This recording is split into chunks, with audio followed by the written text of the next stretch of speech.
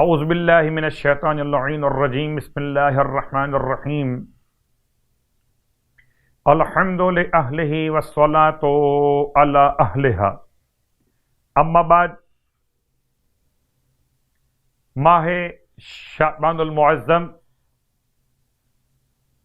اس کے فضائل، اس کے اعمال، اس کی برکتیں اور رحمتیں، اور بالکل آخر میں اگر اب بھی انسان نے روزے نہ رکھے ہوں تو اسے چاہیے آخری 3 دن ماہ شعبان کے روزے رکھے اور اسے پھر ماہ مبارکہ رمضان سے ملا دے۔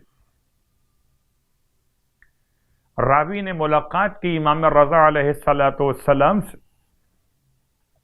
اور آپ نے استقبال ماہ مبارکہ رمضان کا طریقہ، ماہ شعبان کے اعمال، دعا، تلاوت قرآن اور صیام اور روزے رکھے جانے سے بیان کیا۔ انہی دعاؤں کے ساتھ مناجات امیر المومنین میں ایک جملہ آپ کی خدمت میں، الہی اپنے رب سے چپکے باتیں کرنے کا طریقہ، الہی ان عفوت فمن اولا منک بذلک، اے خدا اگر تو مجھے معاف فرماتا ہے تو تیرے علاوہ کون ہے جو معافی کا زیادہ حقدار ہو عطا کرنے کا۔ وَإِن كَانَ قَدْ دَنَا أَجَلِي وَلَمْ يُدْنِنِي مِنْكَ عَمَلِي، اے پروردگار اگر میرا وقت پورا ہونے کو آ چکا اور تیری بارگاہ میں میرا عمل مقبول نہیں ہو سکا تو پروردگار فقط جعلت الاقرار بالذنب الیک، تو میں اب تیری بارگاہ میں اپنے گناہوں کا اعتراف کرتا ہوں، وسیلتی، اور اسی اقرار کو اپنا وسیلہ قرار دیتا ہوں۔ اے خدا میری فریاد کو مقبول فرما۔ ماہ مبارک شعبان کی آج کی رات کی نماز سرکار ختمی مرتبہ صلی اللہ علیہ وآلہ وسلم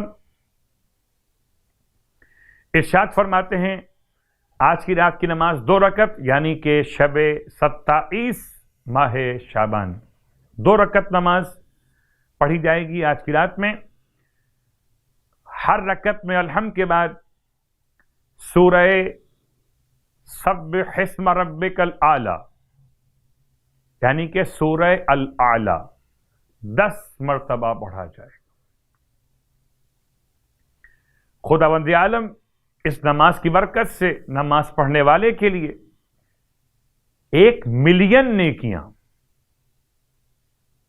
یعنی کہ 10 لاکھ نیکیاں لکھے گا، 1 ملین گناہ مٹا دے گا یعنی 10 لاکھ گناہ مٹا دے گا،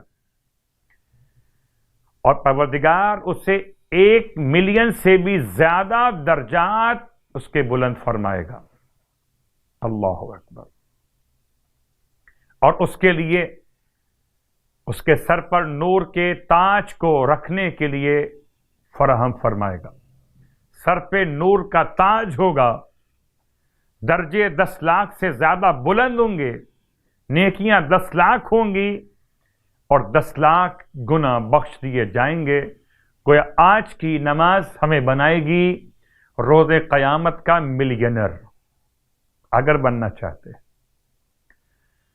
ماہ مبارک شعبان کے روزوں کے ثواب سرکار ختم یہ مرتبہ صلی اللہ علیہ وآلہ وسلم کی زبان مقدس کہ جو شخص ماہ شعبان کے 27 روزے رکھ لے، اللہ اس کے لیے جہنم سے رہائی کا حکم لکھ دے گا۔